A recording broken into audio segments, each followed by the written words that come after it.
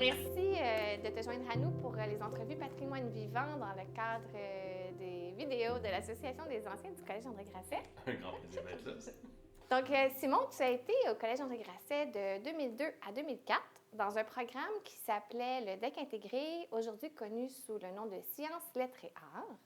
Si on remonte dans le temps, à l'époque où tu sortais du secondaire, tu devais choisir ton cégep. Pourquoi ton choix s'est arrêté sur le Collège André Grasset? Qu'est-ce qui a fait que tu as décidé de venir à Grasset? C'est une excellente question. Quand j'ai vu la question dans les questions préparatoires, j'ai essayé de me creuser la tête pour me rappeler. C'est ça, je suis une personne issue de l'immigration, puis il y a certains élans dans les communautés pour aller vers certaines institutions en particulier, ce qui fait que Grasset faisait partie des endroits où j'avais le droit d'aller, entre guillemets. Okay. L'influence parentale. Mais en même temps c'était le choix un peu rebelle, là, parce que, parce que Grasset, c'est ça, il y avait une certaine réputation d'ouverture d'esprit puis de sens critique qui était pas nécessairement... qui était un peu mal vu, là. Puis, fait qu'avec mon cousin, on a été les premières générations à explorer l'option Grasset. Donc, vous avez défié, là. Puis, c'était de la très modeste. C'est toujours par rapport au cadre de référence. Oui, Dans mon cadre de référence, c'était de la grosse défiance, mais c'est sûr que... Puis moi, je me suis senti bien d'office en rentrant à Grasset. Le sentiment que j'ai eu en rentrant aujourd'hui, c'était le même que j'ai eu il y a 20 ans. C'est le fait que c'est une petite institution, qu'on rentre par les organismes. Et donc, tu as comme pavé le chemin, tu as ouvert le chemin pour des générations qui ont suivi. Pour ma soeur et mes deux frères qui ont suivi le... Donc, eux n'ont pas eu à défier l'autorité. Rendu là, il n'y avait plus beaucoup de défiance. Là. Non, c'était... Donc, Grasset, au-delà des études, c'est un milieu de vie, un milieu où on développe des amitiés. Est-ce que tu peux nous parler d'une anecdote peut-être que tu as vécue au Collège André Grasset, un enseignant ou une personne qui t'a vraiment marqué? Bien, c'est sûr que j'ai été beaucoup marqué par Marie Dumouchel, qui s'occupait de la vie étudiante. Mm-hmm. J'ai été impliqué dans la plupart dans à peu près tout ce qui était possible d'être impliqué, des activités qu'elle organisait. La première chose qui m'a beaucoup marqué en arrivant à Grasset, c'était de faire partie de son projet de théâtre pour enfants. Okay. J'ai fait partie de la pièce Le Jardin de Monsieur Da, qui était une pièce de théâtre écrite par Alain Ulysse Tremblay, une pièce de théâtre vraiment formidable. Puis tout le monde était des tomates. Puis c'est assez ironique pour une personne non-binaire. Moi, j'étais le petit gars, la seule personne qui n'était pas une tomate. Non, je pense qu'il y a une petite fille aussi, en tout cas. Puis ça a été vraiment fantastique de créer pour des kids. Puis c'est quelque chose qui m'est resté aussi. Puis après, j'ai été dans le grand show. Mm-hmm. Puis je me suis... Marie m'a mis dans un rôle vraiment sur mesure. Elle avait une espèce d'intuition, là. Elle m'a demandé de faire la musique live. Ça a été la première fois que j'ai fait ça pour une pièce de théâtre. Donc j'étais caché derrière un beau gros setup avec des synthés des années 2000 puis des objets un petit peu louches. Puis j'essayais de réagir.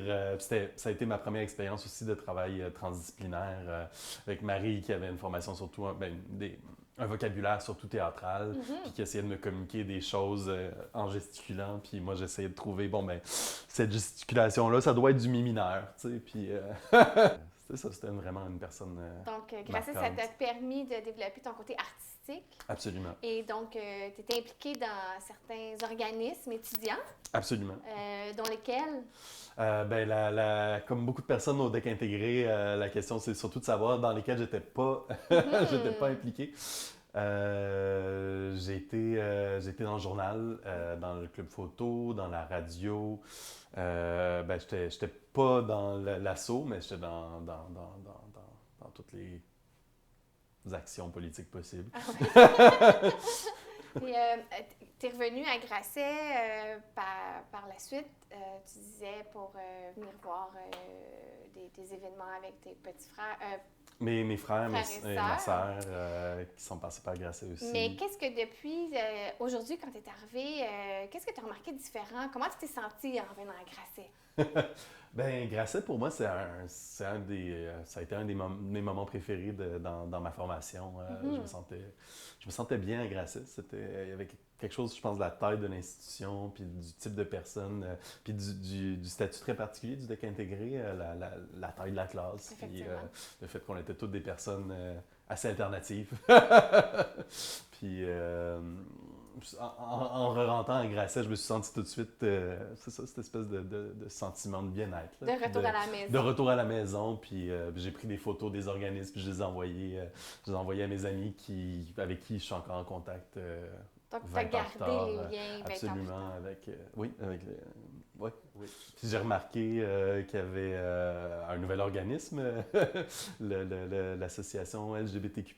Donc, c'est un organisme qui n'existait pas au Non, moment où tu es passé à Grasset? non, non.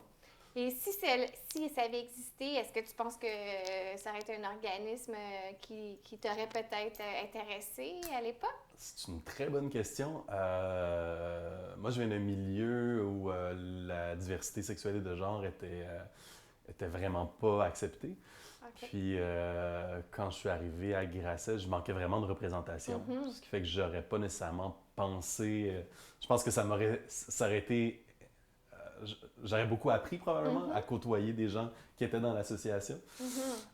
Puis ça m'aurait donné peut-être des modèles auxquels me référer, parce que moi, j'ai fini par m'assumer pleinement seulement à 27 ans. Ah, Donc, OK. ça a pris beaucoup. Donc, c'est pas à Grasset où Ben, je pense qu'à ça a Grasset, commencé. à Grasset, j'ai commencé à accepter Oui. que je n'étais peut-être pas nécessairement la personne qu'on voulait que je sois quand j'étais plus jeune.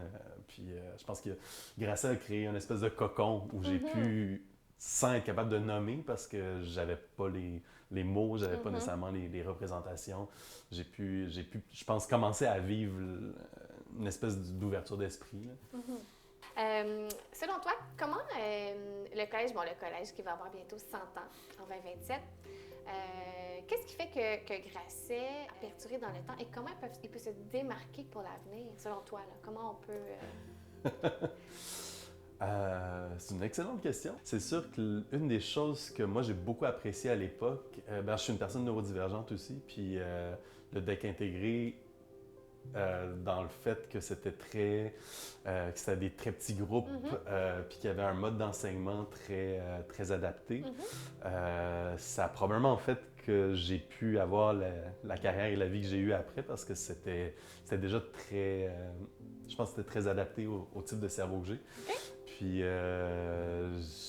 je souhaite à Grasset de pouvoir offrir ces choses-là à d'autres types de neurodiversité, parce que je pense qu'il y a tout un travail qui s'ignore encore sur l'accessibilité aux études supérieures tout ça pour les personnes neuroatypiques. Puis du même souffle, en voyant le local, l'asso LGBTQ, je me dis, ah, ben il y a des belles étapes qui se font, il y a du beau potentiel, là. Puis je me dis, être toujours plus accessible, c'est ce que je souhaite à Grasset.